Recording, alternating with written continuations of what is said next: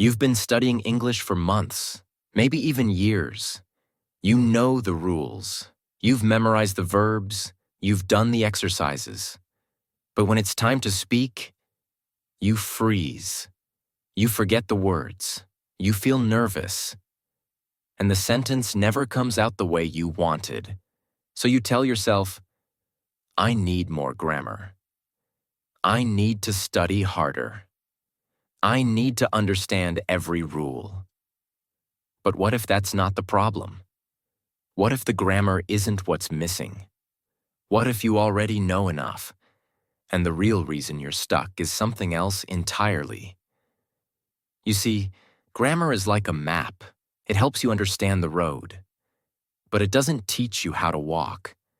And right now, what you need is not more rules, not more textbooks, not more pressure.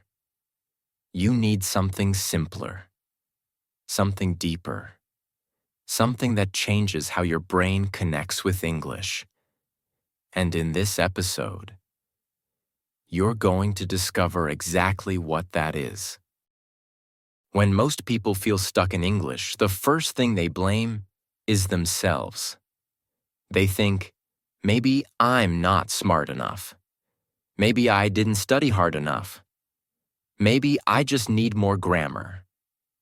So they go back to the beginning, back to the rules, back to the charts, back to the same books they've used before. They open a page and see the same confusing explanations. Modal verbs, irregular verbs, tenses they've never even heard in real life. But they keep going, because that's what they were taught. That grammar is the foundation of everything, that if they just learn all the rules, then one day, magically, they'll be able to speak. But here's the truth no one tells them. You can't think your way into fluency. You can't analyze a language into your soul. Grammar can help you see how English works, but it can't help you feel it. It can't help you live it. It's like trying to learn how to swim by reading about the water. You can study the temperature, the movement, the depth, but you're still dry. You still don't know what it feels like to be inside the ocean, to float, to move, to breathe underwater. That's what's happening with English. You're studying the language from the outside. You're learning about it, but you're not in it. And no amount of grammar will fix that, because grammar is not the problem. The problem is the approach, the belief that understanding more rules will finally unlock the ability to speak. But English is not a puzzle to solve. It's not a code to break. It's a rhythm. It's a feeling. It's a living thing that grows inside you only when you let go of control. And the moment you stop chasing grammar and start connecting with the sound of the language, everything begins to change. Imagine this. You've spent months learning every grammar rule you can find. You've studied the difference between the past simple and the present perfect. You've memorized the forms of have been, had gone, and will have done. You know how to build questions, how to make negatives, how to form conditionals, even the mixed ones. But then you hear someone speaking English, not slowly, not from a textbook, but in real life. They say something like, "Hey, you good?" Or, "Let me grab something real quick." And your brain freezes. You look at the words, but they don't match the grammar you studied. It feels like the language is alive, moving fast, changing shape, full of sounds that don't follow the rules on paper. That's when you realize grammar can describe the language, but it can't prepare you for how it actually sounds. It's like learning how to ride a bike by reading a book about bicycles. You can learn the parts, the mechanics, the physics of balance, but the moment you sit on a bike, your body doesn't care about definitions. It wants practice. It wants movement. It wants real experience. The same is true with English. You don't speak with grammar rules. You speak with feelings, with instincts, with sounds that come naturally. But only after you've heard them again and again. Grammar is useful, yes. It gives you structure. It helps you see patterns. But it's not what makes you fluent. Fluency is not about remembering rules. It's about reacting in real time. It's about hearing a phrase and understanding it without thinking. It's about speaking a sentence without planning every word. And the only way to get there is by doing the one thing most students ignore: listening. Not for words, not for grammar, but for rhythm, for feeling, for meaning that flows, not meaning that's analyzed. Because when you stop focusing on every detail and start listening with your whole mind, you don't just study English anymore. You begin to live it. So let's go back to the question. If more grammar is not the answer, then what is? If studying harder isn't helping, if reviewing rules again and again still leaves you stuck, then what do you really need? You need something that grammar can't give you. Something that doesn't come from books or tests or complicated explanations.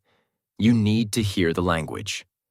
Not just once, not just twice, but hundreds of times. You need to listen to English the same way you listen to your first language as a child. Not trying to understand every word, not writing anything down, not asking questions, just listening, just being there, just letting it become familiar. Because that's how real learning begins. Not when you try to control the language, but when you allow it to wash over you, again and again. Think about it this way.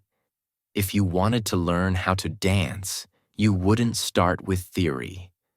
You wouldn't memorize the history of the movements or study every single position with a ruler. You'd move, you'd listen to the rhythm, you'd watch others, feel the beat, let your body learn naturally. That's what English needs. Not more thinking, more feeling, more rhythm, more flow. And that happens through exposure. Through real contact with the language, not one time a week, not only during class, but every day, in small moments, in the background of your life. You can listen while you walk, while you eat, while you rest. You can let English become part of your routine, like music you start to love even before you understand the lyrics. Because that's how the brain works. It doesn't learn best under pressure. It learns best through patterns, through repetition, through relaxed attention.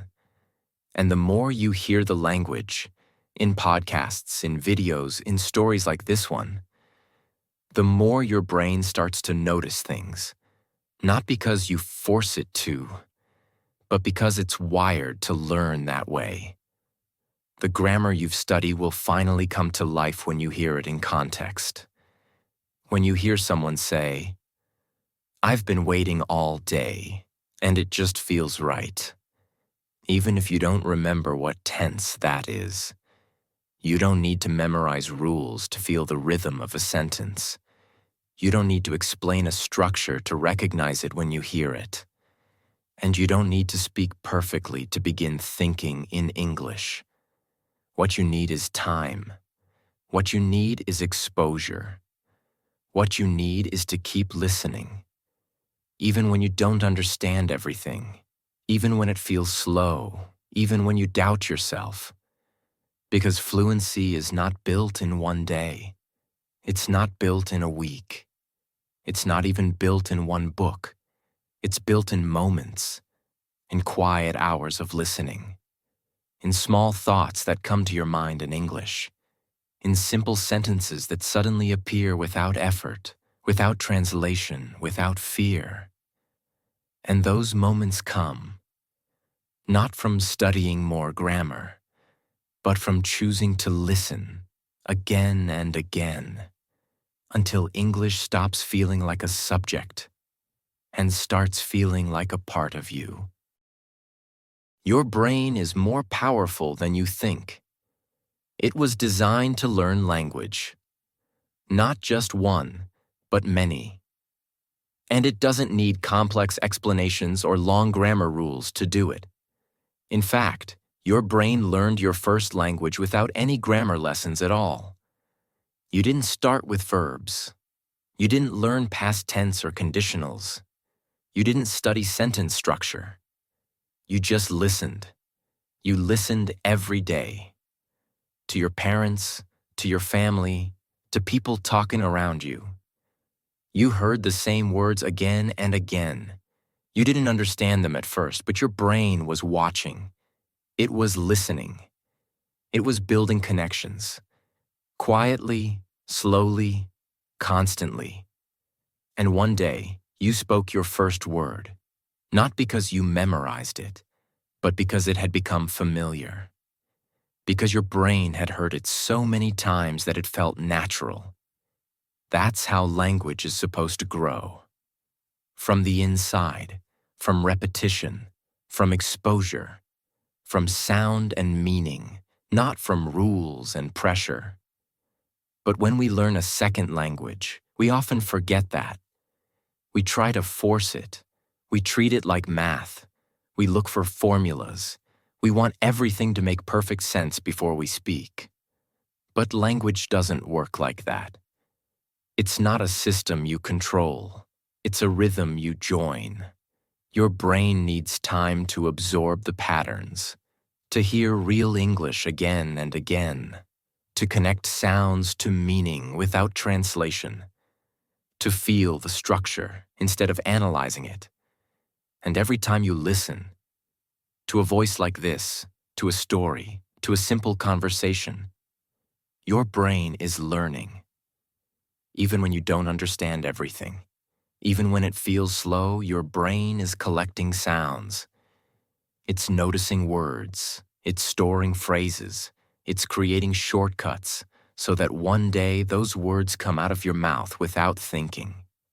That's fluency, not perfection, not remembering every rule, but speaking without fear, without translating, because your brain has practiced the sounds over and over again. And that's why listening is so powerful, because it teaches your brain in the way it was meant to learn.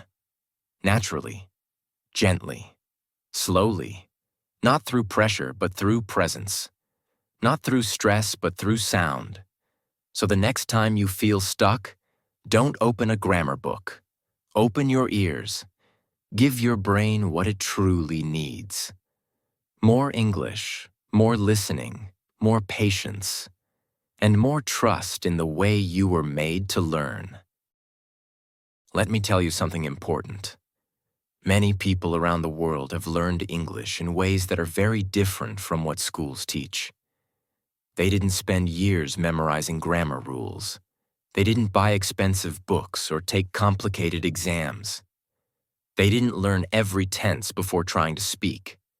What they did was listen. Every day, for weeks, for months. Some of them didn't even speak a single word for a long time.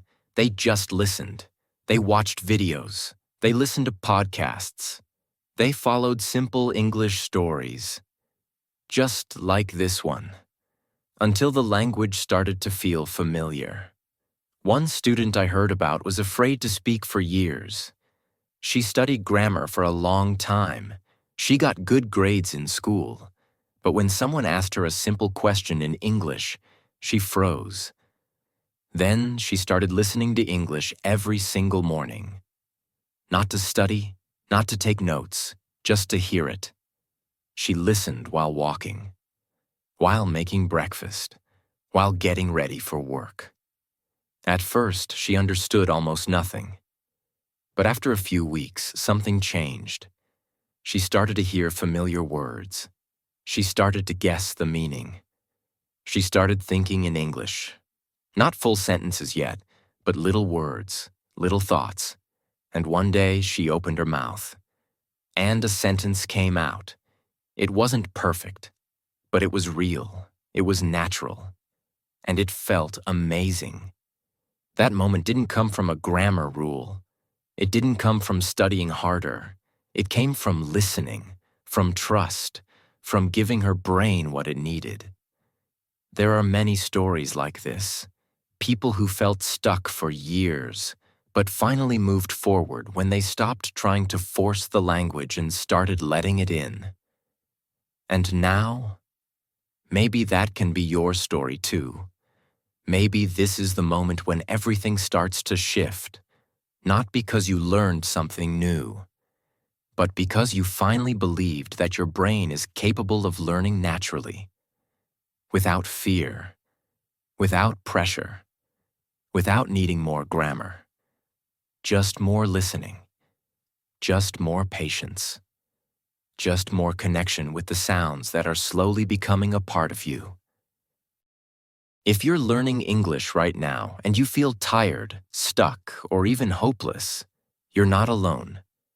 But before you take another grammar test, before you open another textbook, before you try to memorize one more list of irregular verbs, there's something you need to understand.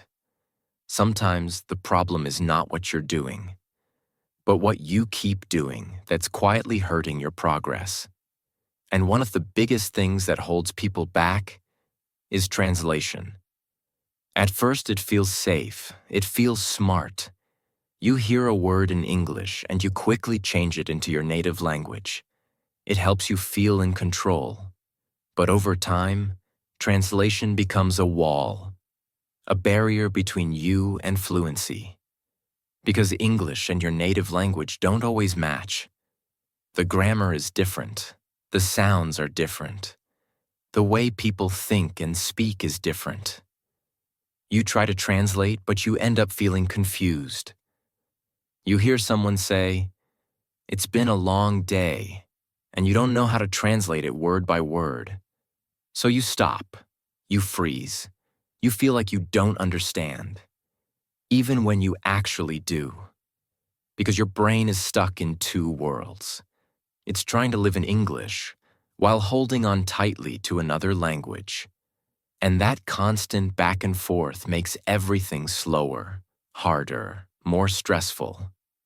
But when you stop translating and start listening without needing every word to be clear, you begin to trust something deeper. Your instincts, your memory, your ability to understand meaning through context, through repetition, through feeling. And that's not the only thing you need to stop. You also need to stop chasing perfection, because perfection is a lie. It tells you to wait until you're ready, until you know everything, until your pronunciation is perfect and your grammar is perfect and your sentences are beautiful. But here's the truth. You will never feel fully ready, and that's okay. Fluency doesn't come from being perfect. It comes from being brave, from making mistakes, from saying something wrong and trying again tomorrow. You don't need to speak like a native. You just need to speak like yourself in English. You also need to stop thinking that the answer to your problem is always another grammar rule. Many learners believe that if they just learn one more tense, one more exception, one more complicated structure, they'll finally understand everything. But language doesn't work like that. You don't become fluent because you know more rules. You become fluent because you've heard the language enough times to recognize the patterns naturally, to feel them, to let them live inside your mind. And that only happens when you give your brain the chance to listen, to absorb, to grow. So stop treating English like a puzzle. Stop thinking there's one more secret rule you need to find.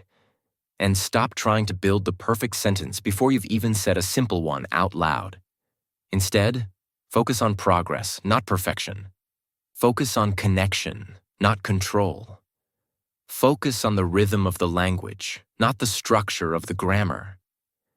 Because the moment you stop doing the things that keep you stuck, the translation, the perfectionism, the fear of making mistakes, you create space for something new. You create space for confidence, for fluency, for the quiet, natural growth that comes from trusting the process. And that's when you finally stop learning about English and start living in it. So now that you know what's holding you back, what should you do instead? The answer is simple, but it's not always easy. You need to start listening, not once a week, not only during class, not just when you feel motivated, but every day, even if it's just for 10 minutes, even if you don't understand every word, because listening is not about perfection. It's about exposure. It's about letting your brain swim in the language until it stops feeling foreign, until it becomes familiar. Start by finding something simple, something made for beginners, something that speaks to you slowly, clearly, gently, like this podcast. You don't need to take notes. You don't need to repeat every word. You don't need to pause the audio or look up every sentence. Just listen. Let it play in the background while you walk, while you cook, while you clean your room. Let English become part of your life, not just part of your study routine. Because the more you listen, the more your brain learns. Without pressure, without effort. One day, you'll hear a word you've heard 10 times before, and this time, you'll understand it. Not because you translated it, but because you've heard it so often, your brain already knows what it means. That moment might feel small, but it's everything. It's how fluency begins, not with speaking, but with hearing. And if you do this every day, your progress will surprise you. Start thinking in English, even in small ways. Look at your room and name what you see. Think about your day and describe it with simple words. Say in your mind, I'm going to eat now. It's raining outside. I'm tired, but I'll listen to English anyway. You don't need to speak perfectly. You don't even need to speak out loud. Just let your thoughts use English. A little more each day. Also, surround yourself with words. Change your phone to English. Watch videos with English subtitles. Follow simple English pages on social media. The more English your brain sees and hears, the more it grows. Quietly, naturally. Like a plant that grows not because you pull it, but because you water it a little every day. And most of all, be patient. This isn't about learning fast. It's about learning deep. It's about changing your relationship with the language. From something that feels like a task to something that feels like a part of who you are. Now that you know what really works and you understand what's been holding you back, the question becomes simple. How do you begin? How do you apply this starting today? Not next week, not after finishing a course, but right now? The first step is to let go. Let go of the idea that learning must be difficult. Let go of the pressure to be perfect. Let go of the feeling that you're not doing enough. Because the truth is, you don't need to do more. You just need to do less. But do it consistently. Start by choosing one simple audio in English each day. Maybe it's this podcast. Maybe it's a story made for beginners. Maybe it's a video where someone speaks slowly and clearly. Something you enjoy. Something that doesn't make you feel stressed. Don't study it. Just listen. Even if you don't understand much, keep going, keep listening. Let the words enter your mind without needing to stop them. catch them, or translate them. Do this while you walk, while you're on the bus, while you're cleaning, or before going to sleep. Let English live beside you. Let it become part of your environment. Then, begin thinking in small English thoughts. Don't wait until you know the full sentence. Start small. Start with one word, then two, then maybe a phrase.